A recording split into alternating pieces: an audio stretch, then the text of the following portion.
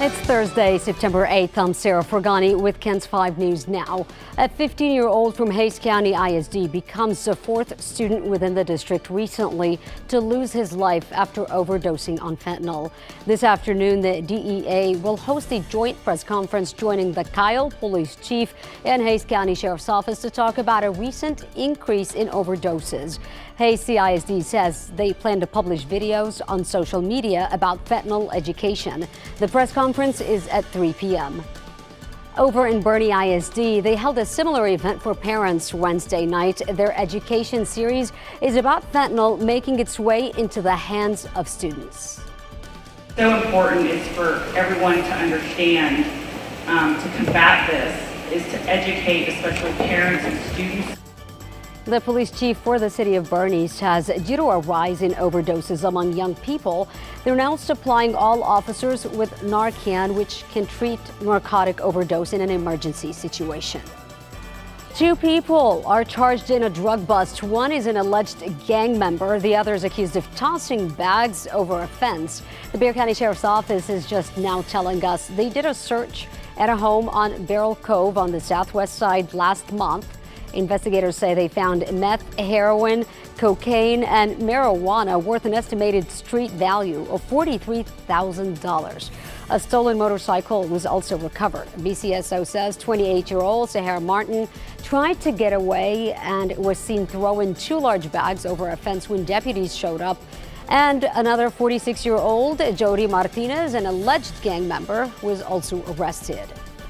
A string of disappearances in Bandera County, and now a woman missing for nearly a month has been found dead. Relatives tell KENS 5 a body discovered this week is their mother, 63-year-old Norma Espinosa. And this is the third time since July someone from the small county has disappeared and turned up dead weeks later. Authorities contend these cases are not connected, but a private investigator looking for another missing Bandera resident says he's not yet ready to rule this out. We don't know the connection between any of them, if there's any connection at all. There very well may not be. Dennis Fitzgerald says he has not yet looked into Espinosa's case, but he is working to find 25-year-old Jordan Tompkins. In the absence of information from law enforcement, Bandera residents have really been left to speculate about what happened. The county sheriff's office did not respond to repeated requests for information related to Espinosa's case. A new poll is giving insight into two top races in Texas. A poll from the University of Houston and Texas Southern shows Greg Abbott has a 7-point lead on Democratic challenger Beto O'Rourke. Governor Abbott is at 49% to O'Rourke's 42%, with 7% of likely voters still undecided.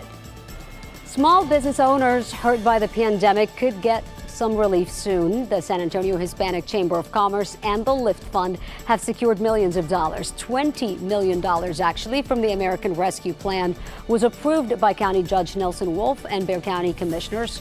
The San Antonio Hispanic Chamber of Commerce represents more than 900 businesses, the largest in the nation. 70% of them are considered small businesses.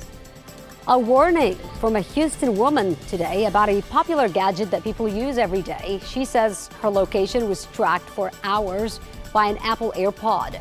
Raven Lemon says she was tracked in July after leaving a restaurant.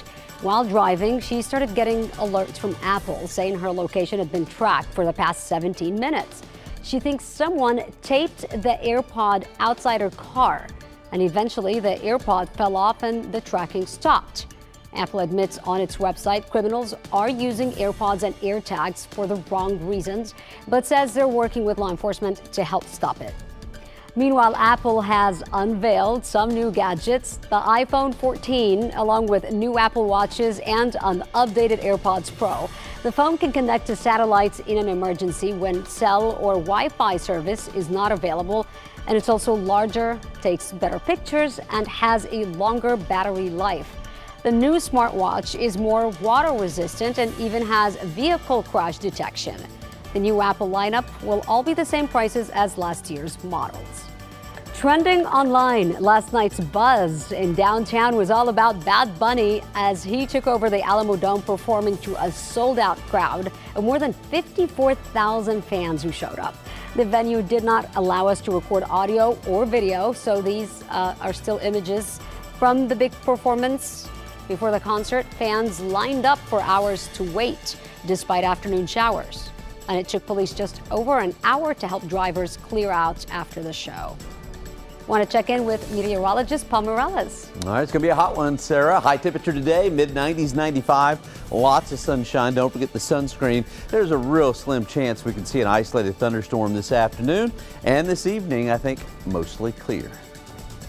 That's KENS 5 News now. Hopefully you can join us online and also subscribe to our YouTube channel. Thanks so much for joining us. I'm Sarah Forgani.